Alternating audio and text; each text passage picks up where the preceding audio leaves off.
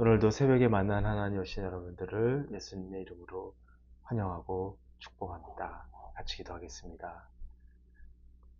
좋은 날을 주시니 감사합니다. 하나님이 주신 날이기 때문에 오늘 하루도 우리가 허투루 살 수 없고 조금이라도 의미 있는 삶을 살려고 작정하는데 우리의 작정은 아무리 결단해도 너무 연약하게 무너질 때가 많습니다.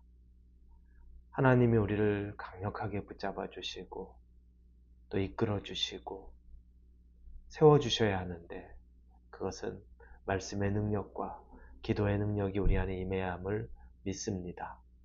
우리의 결단을 넘어선 하나님의 말씀의 능력으로 우리가 서게 하여 주시옵고 변화되게 하여 주시옵고 오늘 하루를 살아가게 하여 주시옵소서. 예수님의 이름으로 기도합니다. 아멘. 오늘 말씀은 마가복음 7장입니다. 7장 31절에서 37절까지의 말씀 같이 보도록 하겠습니다. 마가복음 7장 31절부터 같이 읽겠습니다.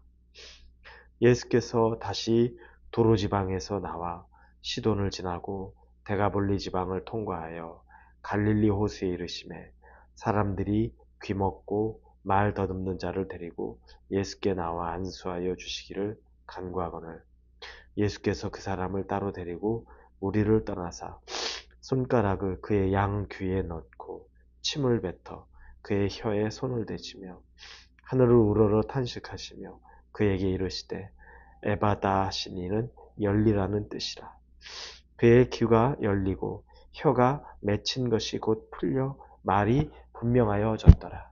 예수께서 그들에게 경고하사 아무에게도 이르지 말라 하시되 경고하실수록 그들이 더욱 널리 전파하니 사람들이 심히 놀라 이르되 그가 모든 것을 잘하였도다.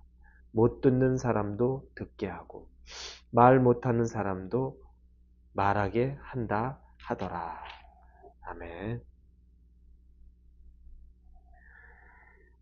예수님이 어제 우리가 본 본문에서는 두로라는 지방에 가서 그곳에서 수로보니게 출신의 여인 어린 딸을 사로잡고 있던 더러운 귀신을 내어쫓는 장면을 보았습니다. 예수님은 그때 그 수로보니게의 딸이 예수님 앞에 온 것도 아닌데 그 여인의 믿음을 보시고 그 말대로 이루어졌음을 선포하고 집에 가보니까 그 딸에게서 귀신이 나간 것을 우리는 확인하게 되었습니다. 오늘 예수님은 다시 도로를 떠나 시돈을 지나 그리고 다시 갈릴리로 돌아오십니다. 이 갈릴리에 오신 이후에 사람들이 또 몰려들기 시작하죠. 늘 똑같은 일입니다. 예수님이 가는 곳은 사람이 몰려드는데 예수님이 필요하다는 겁니다. 어느 지역을 가든 어떤 곳에 있든지 간에 어느 사람이든지 만족하고 살 수 있는 사람이 없고 평안한 사람이 없더라는 겁니다. 저와 여러분의 이 시대에도 예수님이 나타났다면 얼마나 많은 사람이 예수님을 찾아갔겠습니까?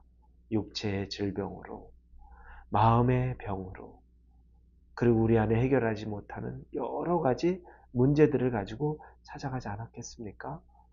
이와 같이 갈릴리에 또 다시 사람들이 몰려드는데 그때 사람들이 한 사람을 데리고 오는데 그 사람은 듣지 못하고 말을 잘 못하는 사람입니다. 말을 완전히 아예 못했다기보다는 말을 좀 더듬었던 것 같아요. 그래서 나중에 보면 그 사람이 말을 이제 좀 잘하게 됐다라는 이런 표현이 나옵니다. 네, 여하튼 그 사람은 듣지 못하고 말을 못하는 사람인 겁니다. 예수님 앞에 그 사람을 데려나오고 그리고 예수님이 그를 치유합니다. 그런데 치유의 방식이 오늘은 우리가 어제 본 거랑은 또 다릅니다. 어제는 말로써 치유했죠. 그것도 같이 있는 그 자리에 있는 그 수로보니게 여인의 어린 딸이 아니라 멀리 자기 집에 있는 그 딸에게 예수님이 리모트로 그냥 말로 선포해서 그 딸의 귀신이 나갔습니다. 그런데 지금은 가만 보니까 예수님이 듣지 못하고 말하지 못하는 사람을 고치는 장면인데 어떻게 하냐면 귀 속에 손가락을 넣습니다. 오늘 본문 33절에 한번 보겠습니다.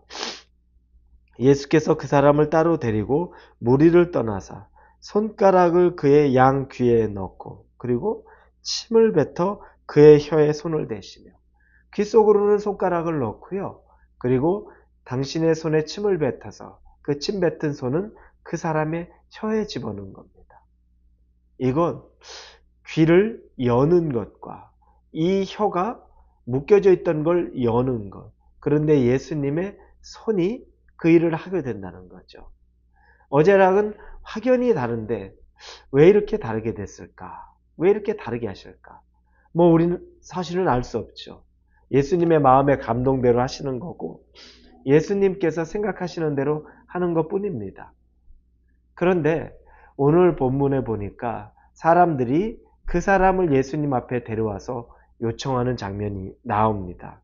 32절 중간 부분에 보니까 예수께 나와 안수하여 주시기를 간구하거늘 이렇게 나옵니다. 예수께 나와서 그를 터치해서 고쳐주기를 간구했다라는 겁니다. 전 이걸 보면서 예수님이 당신에게 말씀하고 요구하는 것에 대해서 굉장히 섬세하게 듣고 계시는구나. 그리고 인격적으로 우리에게 반응하시는구나라는 생각을 합니다. 모든 것은 그렇지 않을 수 있습니다.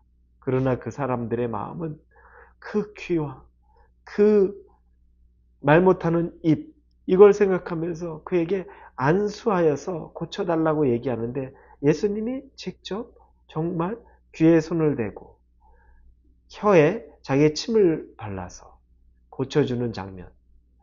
그래서 안수한다는 것. 그런데 그거보다 더 적극적으로 치유하는 것을 봅니다.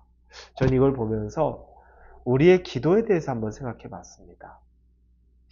때로 옛날에 아주 구체적으로 기도하라 그럴 때 이런 사람 만나게 해주세요. 이런 사람, 그래서 수십 가지, 100가지의 조건을, 배우자를 놓고 기도의 조건을 낸다는 이야기도 하고, 우리 자녀가 이렇게 되게 해주세요.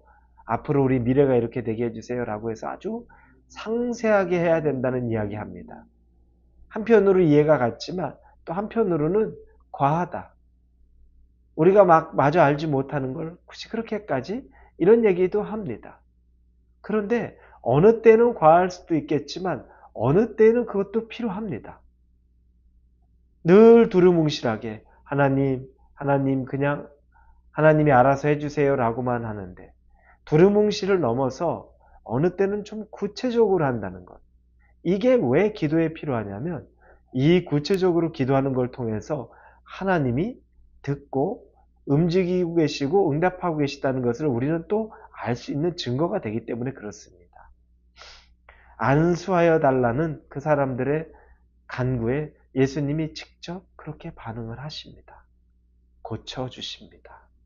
그래서 저와 여러분도 우리의 기도도 지금 너무 우리의 기도가 막연하다면 조금 여러분의 기도를 구체화해 보십시오.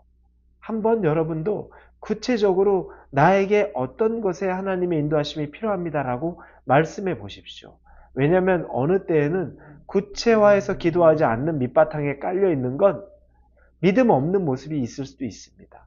그냥 막연하게 잘 되기를 바라는 그 정도일 수도 있다는 겁니다. 근데 그것을 넘어서 더 구체화해서 한번 하나님께 아뢰보는 그 기도도 여러분이 해보십시오. 이것도 우리에게 필요한 부분입니다. 그리고 또 하나, 예수님이 그렇게 해서 손을 대고 이제 그를 고치시면서 외마디 외침을 합니다. 에바다라고 말합니다. 이것은 열려라 라는 뜻이죠. 열려라. 그 전에 하늘을 향해서 오늘 본문 마저 한번 볼까요? 34절입니다. 하늘을 우러러 탄식하시며 그에게 이르시되 에바다 하시니 이는 열리라는 뜻이다. 하늘을 향해서 탄식하시다. 하늘을 향해서 쳐다보며 깊은 숨을 크게 내시다. 이런 뜻입니다. 자, 그러면서 그가 입술을 열어서 선포합니다. 에바다야. 여기서 제가 또 한 가지 느끼는 건 우리의 입술을 내어서 하는 선포가 필요했구나. 예수님도 이렇게 선포하셨는데 우리가 우리의 입술을 내서 하는 선포, 하나님에게도 들리고 내 귀에도 들릴 만한 선포가 필요하겠구나. 감사를 선포해야 되겠구나. 하나님에게 끝없이 감사를 선포해야 되겠구나. 그리고 하나님에게 늘 기도해야 되겠구나. 다른 사람들을 세우는 말과 다른 사람들을 일으켜 세울 수 있는 그 능력의 말씀들을 선포해야 되겠구나. 우리가 요즘 일주일에 한 번씩 꼭 암송하죠. 그리고 암송하는 걸 제가 꼭 선포하라고 여러분에게 말합니다. 그 입술의 선포의 능력을 믿기 때문에 그렇습니다. 여러분도 예수님이 고칠 수 있습니다. 그런데 에바다야, 에바다라고 말씀하시면서 열려라 라고 하는 그 선포가 여러분의 입술 가운데도 마음 가운데 있기를 예수님 이름으로 축원합니다. 기도합니다. 하나님, 구체화된 기도를 하고 선포하는 우리 입술의 선포를 하기를 원합니다. 그것이 선하게 우리를 다시 세워가고 증거되기를 원합니다. 예수님의 이름으로 기도합니다.